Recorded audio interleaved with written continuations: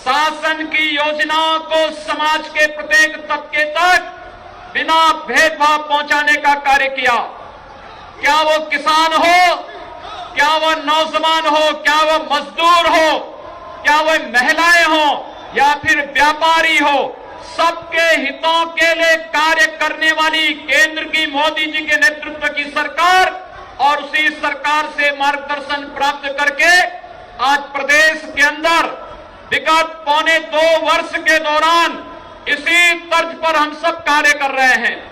हम जब पश्चिमी उत्तर प्रदेश की बात करते हैं, सचमुच विधानसभा चुनाव में जब हम पिछली बार आए थे तो विधानसभा चुनाव में एक ही बात उठती थी कि यहां पर सत्ता के संरक्षण में प्राप्त गुंडे और एक वर्ग विशेष के गुंडे बहन बेटियों की इज्जत के साथ खिलवाड़ करते हैं। और आपने देखा होगा कि भारतीय जनता पार्टी की सरकार ने इन गुंडों को कहां पहुंचाने का कार्य किया है।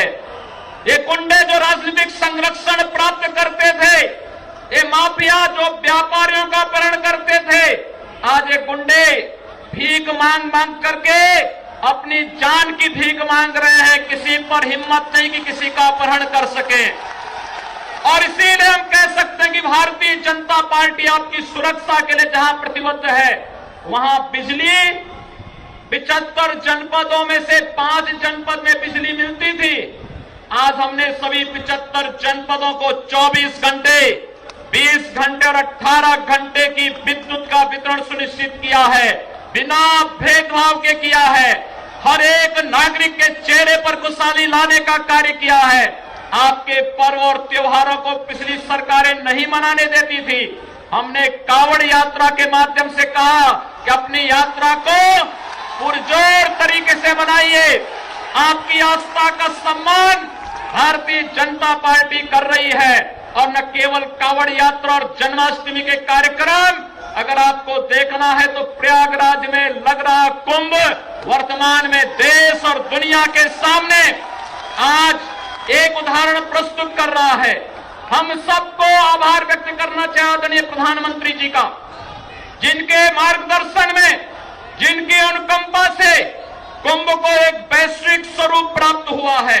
और आज इसीलिए मैं आपके बीच में कहने के लिए आया हूं, ये 2019 का चुनाव एक तरफ जहां मोदी जी के नेतृत्व में सांस्कृतिक राष्ट्रवाद, विकास और सुशासन की लड़ाई लड़ने वाली भारतीय जनता पार्टी का गठबंधन होगा, तो दूसरी तरफ इस देश को लूटने वाले, देश को नोचने वाले, देश की सुरक्षा पर सेंध लगाने वाले और भारत विरोधी और इस देश के बहुसंख्यक समाज के विरोधी वे तत्व खड़े होंगे जो इस देश की अपूर्णीय क्षति करने के लिए किसी भी हद तक जा सकते हैं। और इसलिए हम सबको तैयार रहना होगा।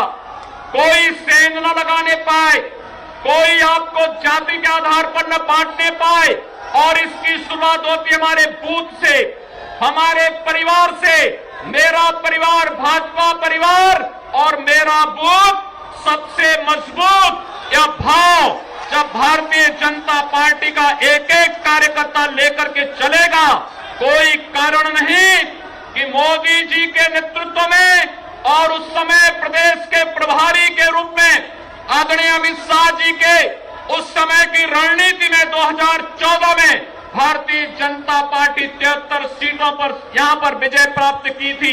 2019 में हमें 74 प्लस के लक्ष्य को प्राप्त करने के लिए आगे बढ़ना है।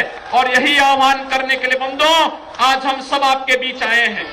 मुझे आपको एक सूचना और देनी है, और वह सूचना है हमारे गन्ना किसानों का। मित्रों, गन्ना किसान 5 वर्षों से तबाह था। पिछले पौने 2 वर्ष के दौरान हमारी सरकार ने 51,000 करोड़ रुपए से अधिक का गन्ना मूल्य का भुगतान कराया है। और जिन 5-6 मिलों पर गन्ना मूल्य का बकाया है, हमने 10 दिन की सीमा तय की है।